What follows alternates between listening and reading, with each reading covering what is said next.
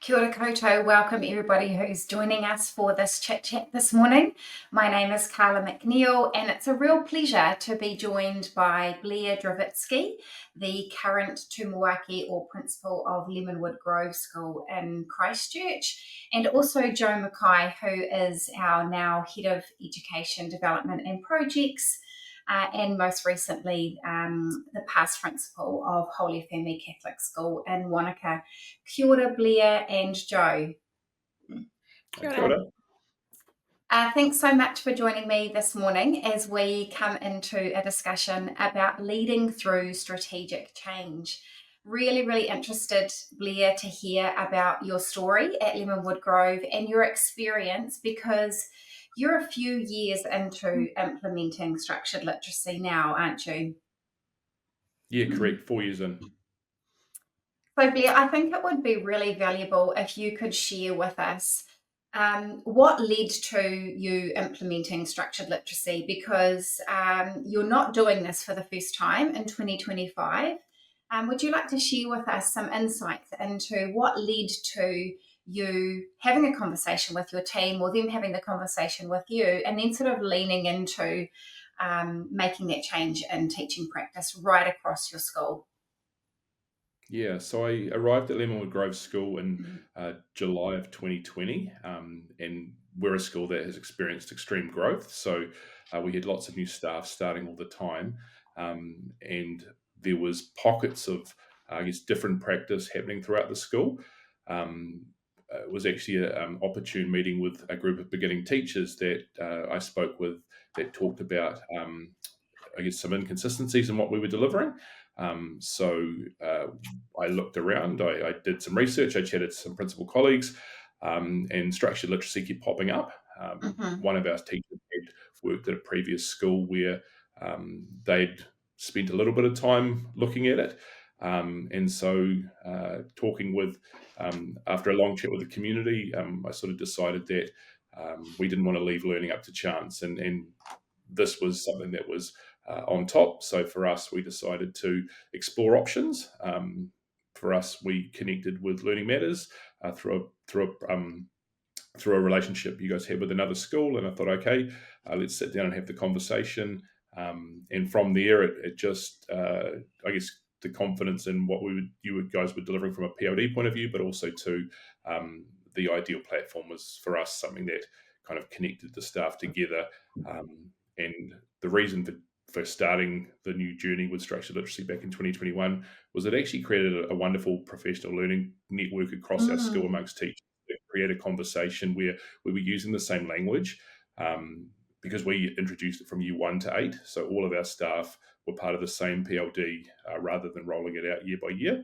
And that was a strategic decision made to increase those conversations in the staff room amongst collaborative groups, so that we were actually using the same language and having those conversations at a higher level, which has been no regrets 4 years in. That's great. And you initially mentioned, Blair, about, the consistency or lack of consistency sort of being brought to your attention. But then you went on and it seemingly appears that there's been all these benefits from a professional standpoint that might have occurred as a result of you going down that pathway of implementing a teaching approach where you're working towards consistency. So you talked about the language and the consistency of the language. What does the shift look like now? If you think back to where you were those 4 years ago and where you are now, can you just give us a brief overview of what are the key differences in how professional learning or your own sort of in-school professional standpoint appears compared to what it might have been 4 years ago? I'm asking this question because I suspect that there's been broader positive impact than the actual teaching and learning that goes on within the classroom. Yeah, our strategic plan's framed around our students, our staff, and our community. It's really basic. I guess the effect on students is that they're getting a consistent approach. We've got 52 classrooms, so for us, the importance of no matter which class they're going into, having the same opportunities when it comes to direct and explicit instruction. For our staff, we've got a lot of I guess, inexperienced or younger staff. So I think at the moment I've got 15 beginning teachers, but I've had probably 30 over the last 4 years. Mm. And we've always talked about wanting to make sure that they, how they arrive and how they leave, they're in a much better position. And I think the opportunity for the professional development through the structured literacy approach will see them all be very appealing in regards to the next stage of their career. Mm. Which we're really proud of in the way we've shaped and grown our younger teachers and our less experienced teachers. And then when it comes to the community, especially to begin with, we shared a lot around like community evenings, parent consultations, around what we were doing. And so we've been really transparent and explicit. And they've really loved the structured literacy approach. I've had some, in particular, a couple of stories of those who have been with us back in 2020 that have left last year as year eights, and around that, those conversations were just so positive in the fact that they've seen the children develop and grow as academics, so they're ready Mm. for high school, because that's the big part for us, is that we want to make sure that that it's, I guess, seen and tangible in regards to what they've learned and where they're going, and that they're setting up for that educational pathway through to high school and then tertiary education, or depending where they choose to go. Mm. Awesome. It's a really valid point that you make around that strategic direction, I think, as a school leader, because I think if you've got it, happening right from that strategic part where you've got your governance, your board invested in the process as well around that planning, I think that is crucial in some of the decision making. So can you talk a little bit about some of that decision making that happens at that governance level as a school Yeah, leader that's reflected in absolutely. this process? Absolutely. That was my first point of call, actually. So I went to the board because the PLD in isolation is one point, but the importance of resourcing it. As a school leader, I'm not in the classroom. You can have all the wonderful professional learning you like, but if they don't have the resources to equip themselves to actually do the job at the ground level. So it was a rather large investment with a school our size to begin with. Mhm. But I was really fortunate the board, because I had the research and I had the information that they requested. They were able to endorse and support, I guess, my decision uh, to engage with a structured literacy approach. That meant that resourcing the professional literature, but also the books that the kids are using in class. It also required the investment in the platform that we use, which is the Ideal platform. So it was a substantial investment, and we were fortunate to be in a position where we were able to do that. But at the same time, had they given me a figure, I would have, I guess, made it work to create a longer term plan in regards to how we rolled it out. But yeah, the investment of resources is huge from a governance point of view to make it work. And we're seeing that change a little bit with the funding that's coming now from the ministry, which is awesome to support some of those resources. But obviously, as a school, part of that strategic direction is still coming back to what it is that's needed in your school for the needs of your school community. So, you can benefit off the ministry's PLD now in 0 to 8 and For your sure. our tier 3 component for 0 to 2, but there will be other things that you see as being of benefit to your school that you might still privately fund. What do you see as being something that has really supported your journey in that space? Yeah, because of our growth, our induction processes are pretty robust. So providing release time for those who lead it in our school to be able to work with those who are new to our school. 4 years ago, we were sort of averaging 10 new teachers a year, purely based on growth, not attrition. And so that allowed us to, releasing them for 2 days to work with those teachers, actually allowed them to be at the same point as the rest of us in our journey. We also still resource. We actually allocate X amount of dollars every year to ensure that our resource bank has been grown in regards to the books that are available, and we have a variety. We don't just have one set of books. Right. We also use the Ideal platform, with obviously there's readers on there as well. So that's probably where we're at the moment in regards to how we resource it. But we also, I guess, have re-engaged with PLD this year because of, I guess, an audit we did last year, which I'm happy to explore later on. Awesome. Mm. Let's maybe go there, Blair, because another question I sort of wanted to dig into was around your continued focus on the fidelity aspect of implementation. I know that your journey has been, you started 4 years ago, you came in and you had a really comprehensive approach to having supported coaching and professional learning implementation. You have built a literacy leadership team at Lemonwood Grove, quite a significant team, which you'll need given how many classrooms. You sort of went on your own pathway for a bit. You did the audit, and now you've come back and actually sort of partnered with our team again, just to kind of have that next injection. And I anticipate that that is about fidelity. It's about keeping that consistency. Can you talk to us a little bit about that process and where you're at now with working to build that depth of leadership to have sustainability going forward? Yeah, the 4 years ago, it started with a hiss and a roar. Everyone was really excited about it. There was lots of conversations. We relied heavily on the Ideal platform as a consistent pattern, and that over time, people get confident, and all of the TVs that are in spaces, some don't use them as often because actually they're pretty confident with the Ideal platform. But with anything like that, sometimes things slip, and we probably noted as we walked around the spaces, there were some inconsistencies in delivery, which is part of the strategic plan we started with 4 years ago. That was what we were trying to combat. So after that, I guess, initial audit, we did some observations, and probably those initial gut feelings were found to be accurate.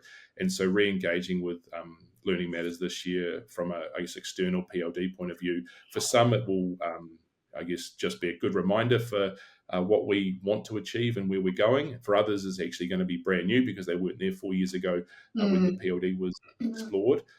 But also, too, the PLD probably changes a little bit this year for us, opposed to when we first did it, is that it's actually around coaching and supporting our leaders to observe and what to, I guess, take out of those observations. Also, our teachers around how to be observed and the real focus around structured literacy. Again, I'm very fortunate, and it was a strategic decision to make sure that we have, I guess, an overarching leadership team, one of which is in the classroom. I think that's really important.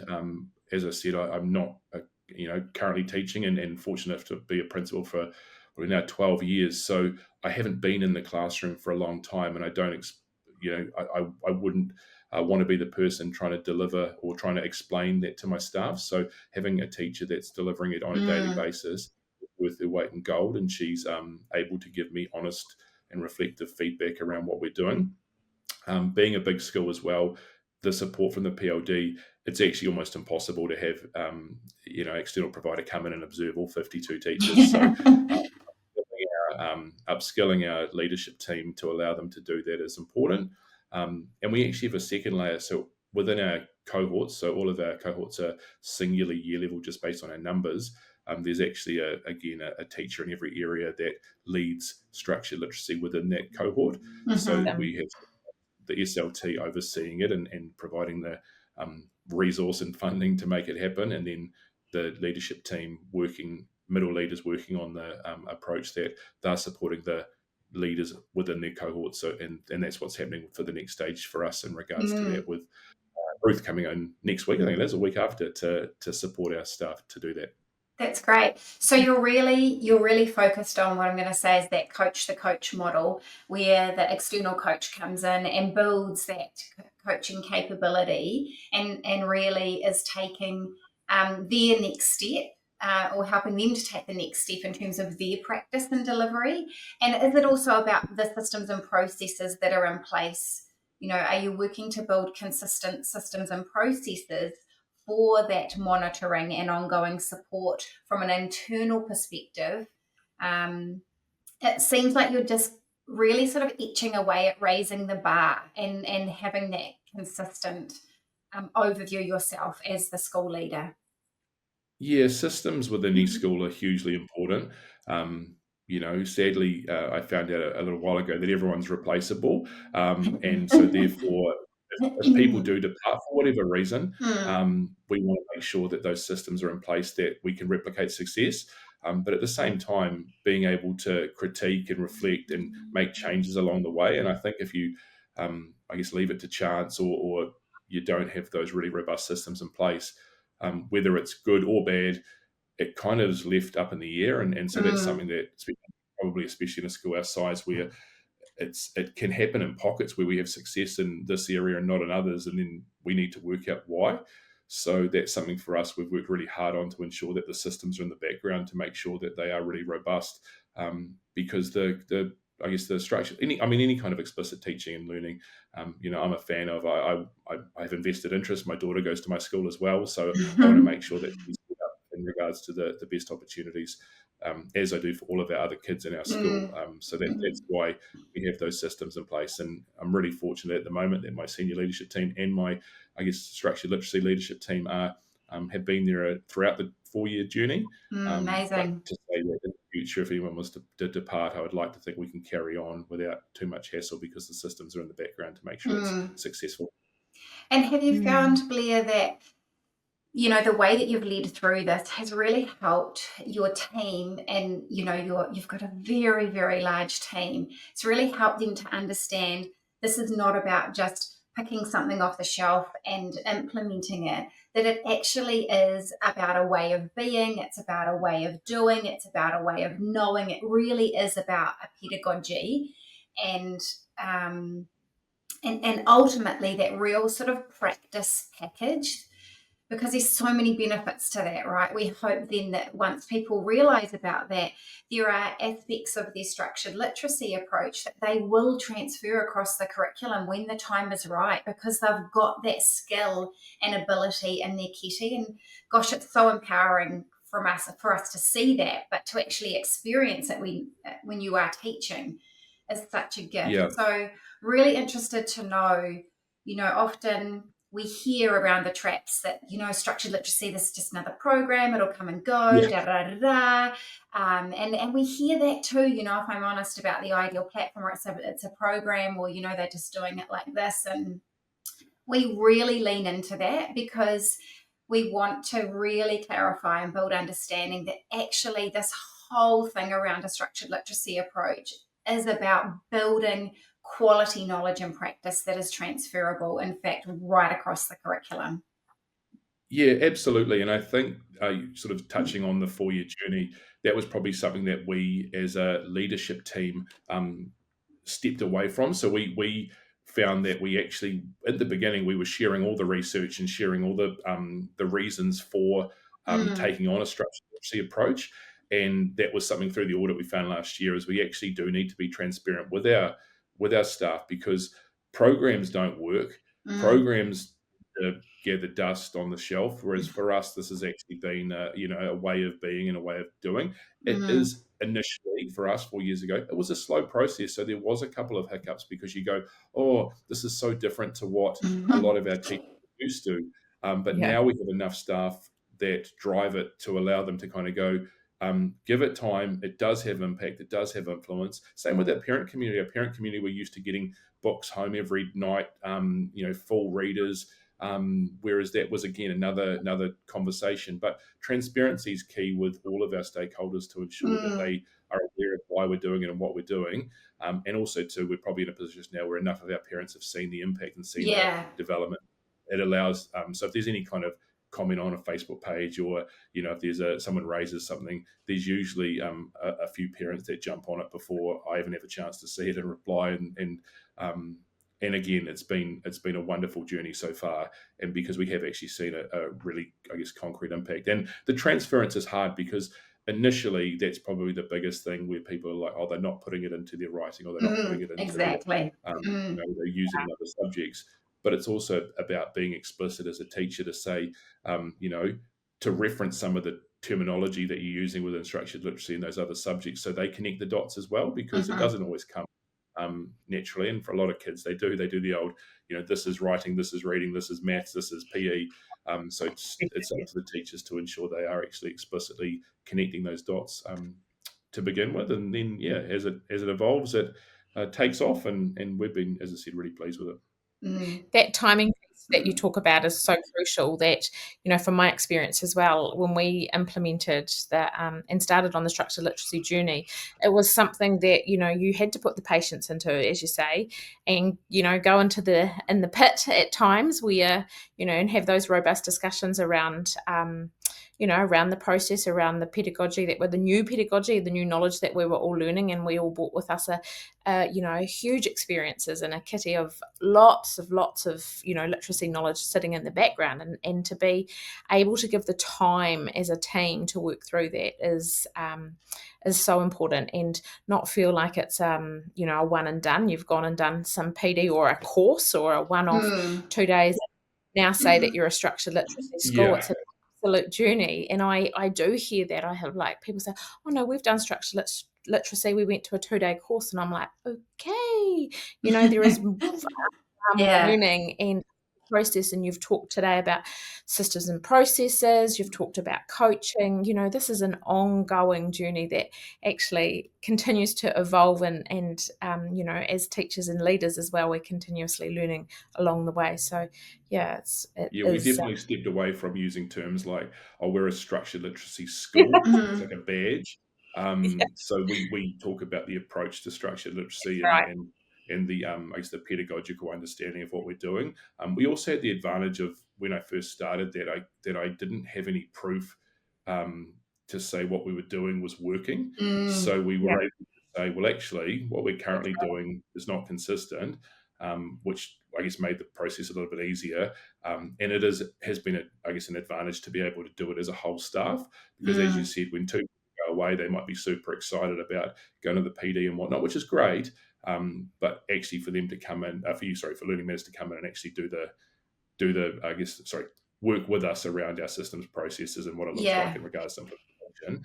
And that's the hard parts, isn't it? Yeah, that takes the time. And it's really about building that shared understanding, isn't it? That this is actually a marathon. It's not a sprint race. That just like everything else we've done historically, that's really, truly made a difference. We are doing it for longevity and coming back and reviewing it and revisiting it. It's definitely not that one and done. And I feel like we're sort of saying that a lot at the moment, but I think it's important for us to keep that front of mind, particularly when there's a lot of things being fired at school leaders and classroom teachers. It might help to sort of reduce that overwhelm somewhat as well, to think, we were conscious of that. So we were really aware that this was a big body of work 4 years ago to start with. So we didn't have any other initiatives running at the same time, or PLD, running parallel to this. This was our sole investment at that stage. So that was something that we were always conscious of. But again, being able to do it as a whole staff, and the staff genuinely being excited about it. And I guess, look, 4 years on, we sort of, it was a great decision because of where I guess we're at the moment as a school, but also to where the sector is. So a lot of our staff have felt really empowered to go, actually, we're 4 years down the track here. We're in a great place. Should we choose to move on to other opportunities. And we've always talked about, having a younger staff.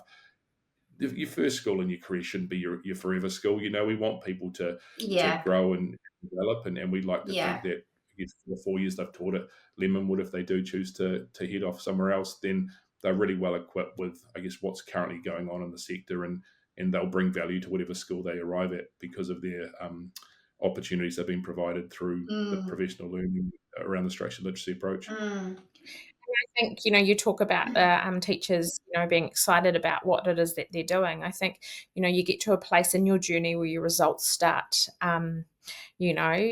justifying a little bit around what you're doing. And I think it's so exciting when you can come bring it back to the children and celebrate and see that achievement, because when you first start out, you obviously clearly identify a large number of gaps potentially in their in their learning, and being able to come in and actually really work on plugging those gaps in their knowledge as well. It's exciting for our teachers and celebrating those wins that you have. Yeah, and we had to be really honest about that. Like when we first started, I guess, looking deeper into our own data, we needed to be really reflective and honest about where the kids currently were at. Some of the cohorts, it was quite shocking and it was pretty scary. And The term we use at the moment is that sense of urgency. We actually need to be, we can't just go, oh, well, these are the numbers, and therefore, we'll start with our 5-year-olds. And that's part of the reason we rolled it out full school as well, because actually there was gaps at every year level. So we needed to make sure that we had that sense of urgency to ensure that they were equipped for high school before they departed us. And I think that as a leader, that's courageous in owning that, because it's very easy to be like, oh, well, this is what we're working with. And to me as a leader, that's not okay. So, I congratulate you on that, because, we do have to look at that and be really responsible for every child and they are on their journey. So, yeah. Another question, probably final question, maybe, Carla.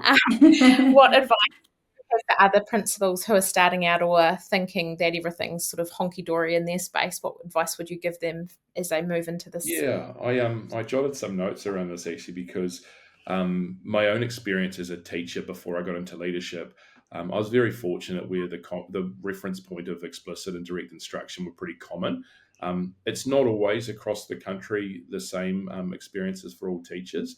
And so that was kind of my start point. Do a review. What do your systems look like? And if it's not, if what you're delivering is you can't hand on heart say this is working, then you need to look elsewhere and explore different opportunities, because you do the same thing, you get the same result.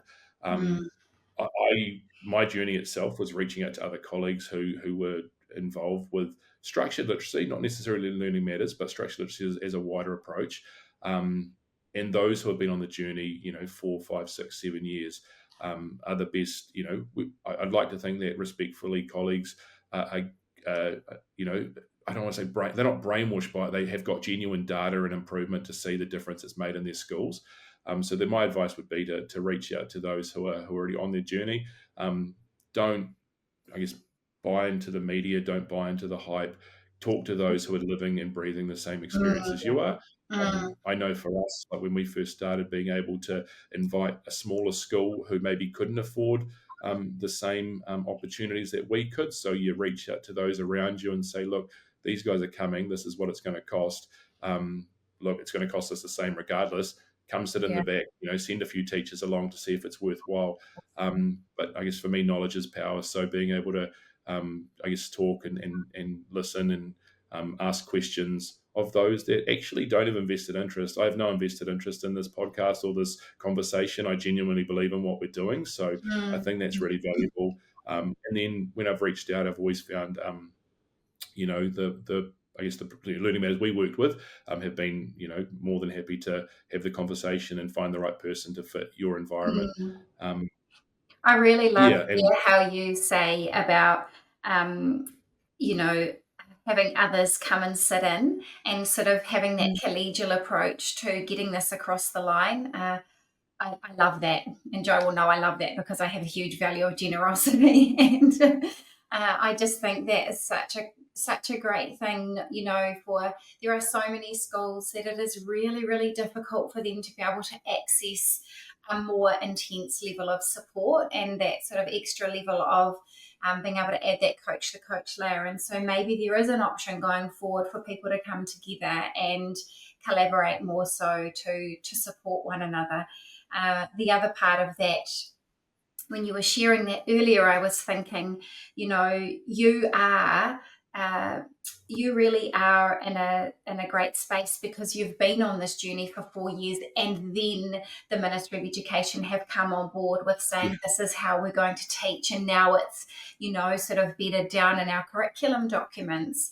But for those schools, is there anything that you would add to what you've already said in terms of for those other leaders, and you probably have in your own leadership role in terms of your NZPF role, you have so much visibility of where leaders are at across the country and what the state of the nation is. For those who are really truly just starting out now, is there anything extra that you would sort of add for them in terms of moving forward and how they could compartmentalize and be really strategic leading through this change piece?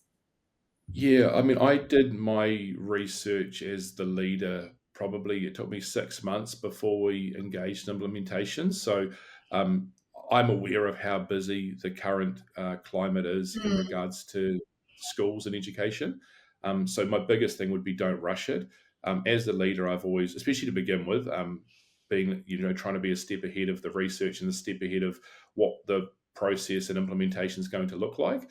And starting middle of the year, in 2020, I had 6 months to kind of, I guess, talk to my leadership team as well, my senior leadership team, and that's what I'd recommend would be to have that conversation with other Mm. colleagues, have the conversation with what it looks like at similar sized schools, but also too, I'm always happy to be contacted if there's conversations from this that you're wanting to have. So just do it patiently, do it slowly, get it right, and I think your staff would appreciate that as well, because it Mm. is wonderful PLD.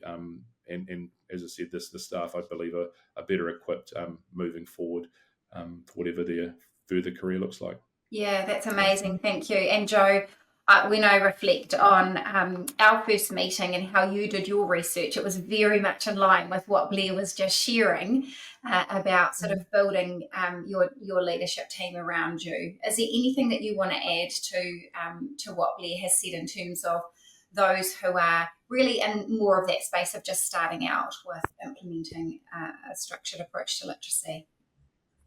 Not really, and I just agree with what Blair has said. Is that around time, and I talked about that before. Is taking your time to make sure that you've got a really good understanding of what it is that you're going to do, and so you can set the direction at that strategic level, get your buy-in from your board, buy-in from your team, and talk about with them and share with them a little bit about how this is something that we're focusing on, and try not to be influenced by the noise that's going on around you with all of those other things. If you do one thing, you do it really well, the other things will happen down the track, but there is no urgency. And I think sometimes we just need to shut off to that and be quite focused on what it is that we're putting our attention to. And that can go for any area of professional development, right across the curriculum, whatever it is, it's being focused on that one, not having 5 different initiatives running in your school at the same time, because it's never going to be sustainable. Yeah. Amazing. Thank you both so much for your time this morning. I'm sure that there's going to be a lot of leaders across the country and potentially further afield who've really enjoyed listening to you and having the opportunity to connect.